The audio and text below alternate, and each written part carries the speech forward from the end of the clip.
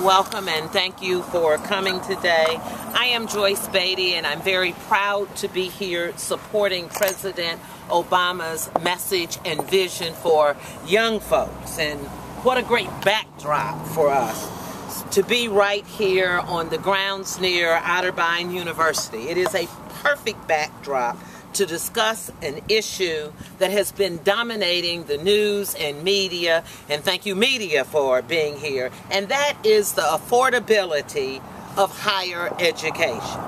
Certainly, as you have witnessed and heard, I am very proud that President Obama has a long record of standing by students. In fact, this week, he has been traveling the country to promote an effort to stop students' loans from doubling, something that we are so afraid that the congressional Republicans are coming close to letting happen. President Obama believes that making college affordable is an important part of students for the jobs of the future. Unlike Governor Mitt Romney, President Obama understands that you just can't shop around. If you are worried about tuition, you will probably recall that Romney's advice to cash-strapped families who are having a very hard time paying for college when he visited Youngstown last month to shop around. According to Romney, he said, if you can't afford a school, too bad. You shouldn't go there. Well, let me just tell you, this election is more than choice between two people or two parties. It's a choice between two very, very different visions. The Obama plan continues strengthening the economy and creating jobs and opportunities for the next generation. Unlike the Romney-Kasich plan that puts opportunities in the hands of a privileged few.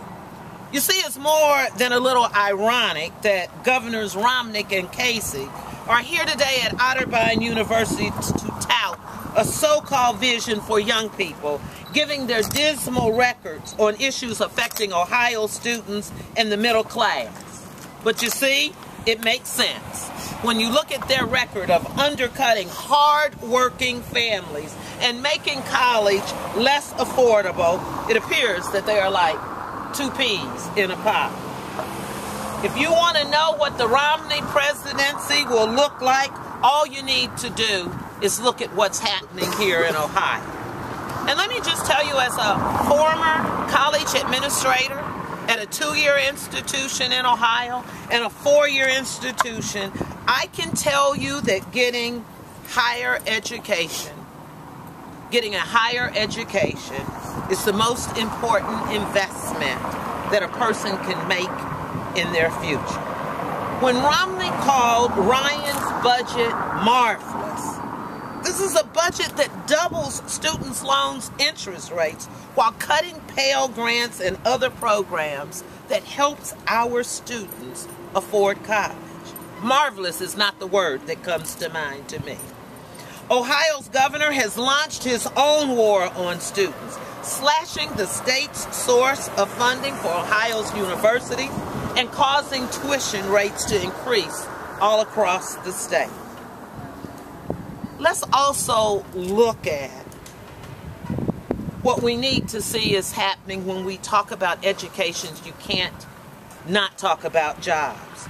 So look no further to witness their anti-worker, anti-middle class agenda than when you look at what happened with Senate Bill 5, known to most of us as Issue 2. Romney and Kasich took lockstep to support an anti-worker bill that would have hurt educators, which means it hurts students. It would hurt police and firefighters and other public workers, but it was soundly defeated by Ohioans because Ohioans understand education. They understand the need for jobs to take care of working families. We also know from working on the end of Medicare as we know it, that the Republicans in the House blocked the passage of the President's Job Act that would have created tax incentives, allowing small businesses and large businesses to hire recent college graduates and to retrain workers. We must stop Mitt Romney and get behind the president's initiatives. Unlike President Obama, who supports Ohio jobs, but Governor Kasich routinely criticized the successful auto rescue during his 2010 campaign, even saying we should have not thrown good money after bad, and Romney said we should have let Detroit go bankrupt. It is clear to us that the Romney plan is wrong for Ohio.